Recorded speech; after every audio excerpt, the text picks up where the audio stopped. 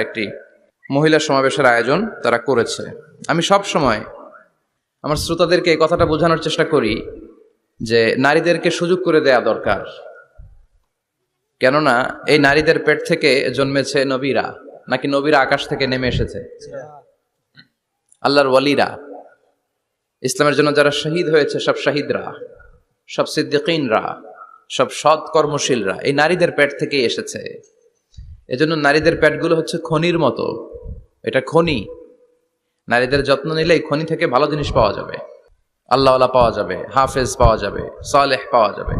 আর নারীদের যত্ন না নিলে, কোরআন সুন্নাহ শিখানোর সুযোগ না করে দিলে তাদের পেট থেকেই ডাকাতরা বের হয়, ঠিক কিনা?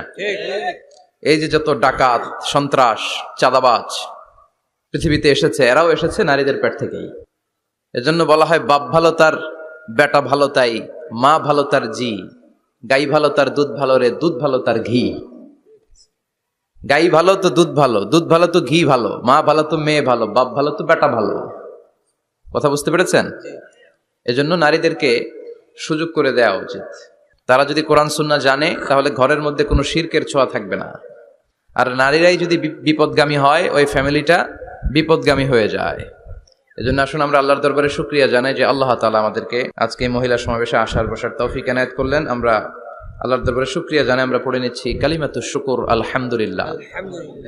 আমরা আল্লাহর কাছে কামনা করছি যে আল্লাহ তাআলা শেষ পর্যন্ত যেন আমাদেরকে এই প্রোগ্রামে উপস্থিত থাকার তৌফিক এনায়েত করে এবং এই প্রোগ্রামের সর্বোচ্চটা যেন আমরা নিয়ে যেতে পারি। আল্লাহ তুমি তৌফিক দাও। আমিন। আজকের এই প্রোগ্রামটাকে তুমি আমাদের নাজাতের ওসিলা বানাও। আমিন।